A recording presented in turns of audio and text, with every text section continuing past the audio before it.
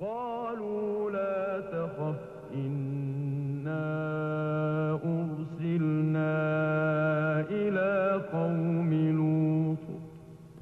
Le 25 mars, vers midi, le roi Faisal était assassiné par un de ses neveux. Cette nouvelle a plongé le pays dans la consternation et l'inquiétude.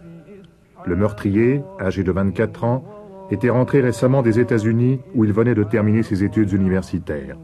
Il était connu pour ses idées farouchement pro-palestiniennes et l'on sait qu'il reprochait à son oncle son attitude trop modérée. Était-ce le mobile de son crime? Personne ne peut sérieusement répondre aujourd'hui. En Occident, la politique de Faisal était considérée comme un facteur de modération dans la poudrière du Moyen-Orient. À l'intérieur, il avait su assurer l'équilibre entre les provinces les plus importantes et les tribus les plus influentes. Son habileté politique lui avait permis de jouer les unes contre les autres les tendances progressistes et les forces les plus réactionnaires. Finalement, en fin tacticien, il a permis à son peuple de sauter du Moyen-Âge à la deuxième moitié du XXe siècle en préservant la monarchie absolue. Le jour de l'enterrement, dans le principal parc public de Riyad, des tentes ont été dressées pour recevoir les délégations étrangères. Les principaux chefs des États arabes sont venus saluer la dépouille de celui qui a été depuis la mort de Nasser l'un des principaux leaders du monde arabe. Anwar el-Sadat a été le premier chef d'État à atterrir à Riyad. Depuis 1972, le rapprochement de l'Égypte et de l'Arabie saoudite a profondément modifié l'échiquier du Moyen-Orient. C'est Faisal qui a poussé Sadat à renvoyer les conseillers militaires soviétiques. En contrepartie, l'Arabie saoudite a payé de nombreuses factures d'armement pour l'Égypte. Autre leader du monde arabe, Wari Boumedienne. On sait que les liens entre le président algérien et le roi Faisal se sont particulièrement affermis depuis la guerre d'octobre.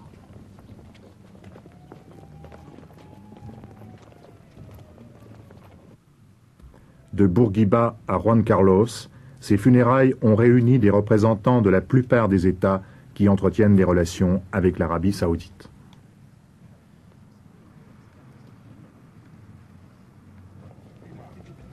L'arrivée simultanée du président Assad de Syrie et du roi Hussein n'est pas passée inaperçue. Le président Assad n'a pas oublié que s'il a pu renouveler et augmenter le potentiel militaire de son armée, c'est grâce aux subsides de l'Arabie saoudite.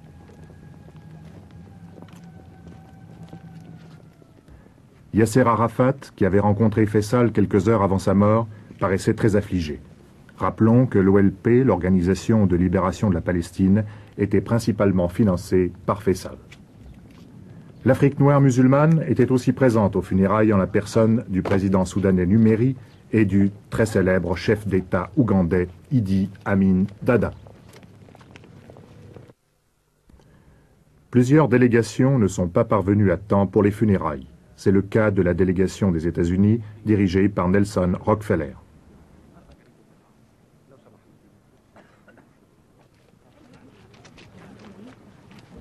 Le nouveau roi, Khaled Ben Abdulaziz, conduit la marche mortuaire.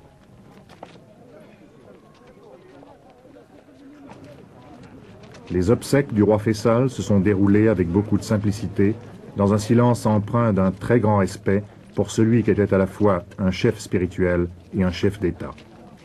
Le corps du roi défunt était simplement enveloppé dans un de ces abayas de laine brune que le roi aimait à porter.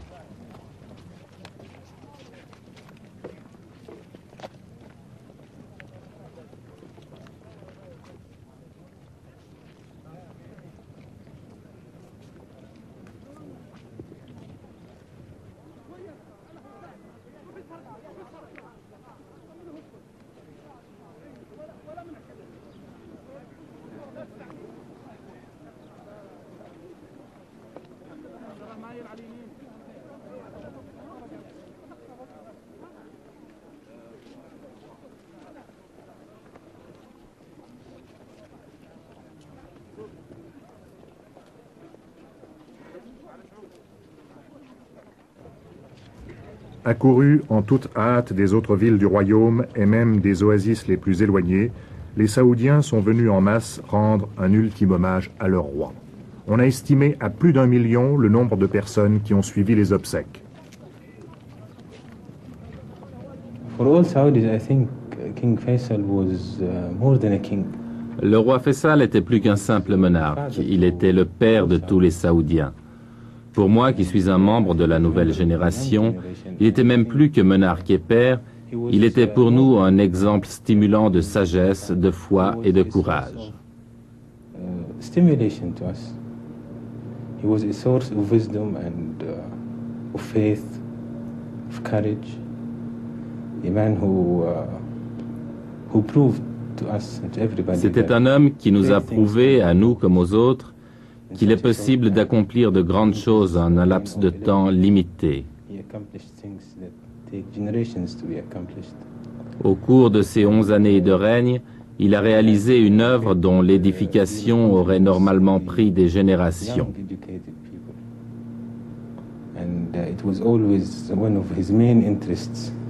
Il faisait confiance aux jeunes intellectuels. L'instruction pour tous, telle était l'une de ses grandes préoccupations, ainsi que la formation des jeunes saoudiens pour leur apprendre à utiliser les moyens modernes leur permettant de développer l'Arabie saoudite.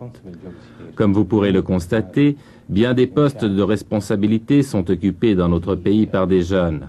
Le roi Faisal faisait confiance à la jeunesse et lui montrait qu'elle pouvait faire beaucoup pour le pays.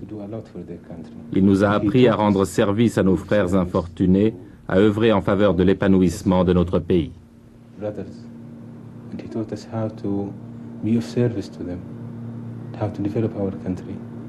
Et il était aussi le leader du monde arabe. Oui, certes, le leader de tous les Arabes.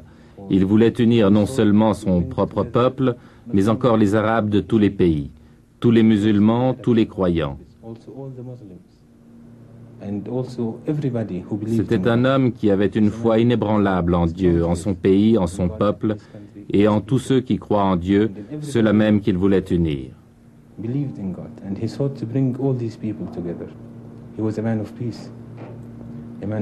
C'était un homme de paix, un sage. Il vivra dans nos mémoires non seulement pour ce qu'il a accompli lui-même, mais encore pour tout ce qui sera fait grâce à l'œuvre qu'il a réalisée.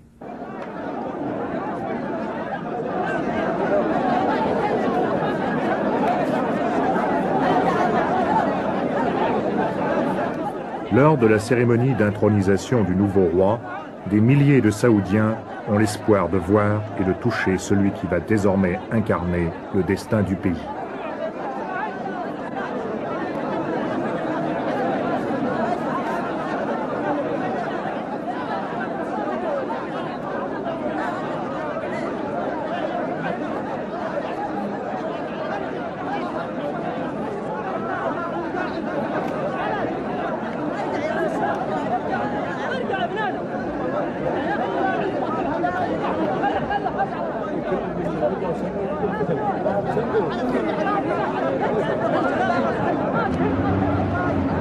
C'est au palais du gouverneur que les dignitaires du régime sont venus saluer le nouveau monarque. Selon la tradition, le peuple sait que lui aussi pourra pénétrer dans le palais.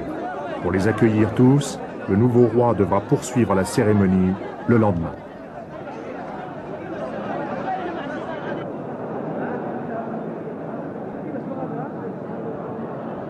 À l'intérieur du palais, outre la présence des représentants de la famille royale et des patriarches des plus importantes familles de commerçants du pays, on remarque les chefs de tribus de toutes les régions de l'Arabie. On rencontre même dans cette assemblée d'anciens guerriers qui ont combattu aux côtés d'Ibn Saoud, le père de Faisal, lors de la création du royaume. Et le nouveau roi, Khaled Abdulaziz, intronisé en toute simplicité, reçoit dans la bousculade les chefs de tribus qui viennent faire acte d'allégeance.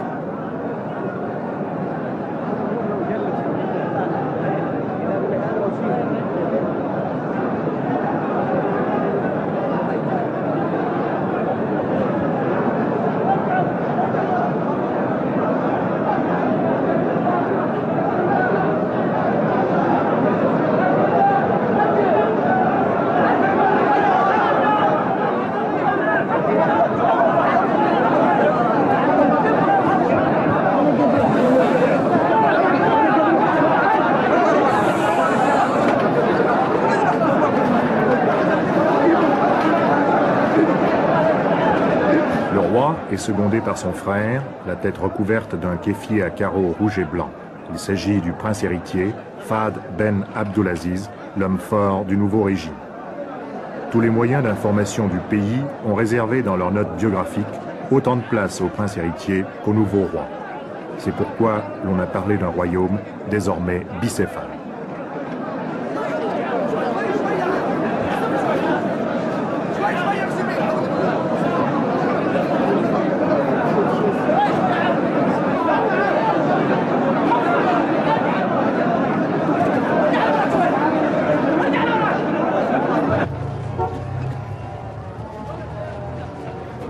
Le nouveau roi et le prince héritier quittent le palais du gouverneur pour se rendre au palais royal, où ils doivent recevoir les condoléances des délégations étrangères.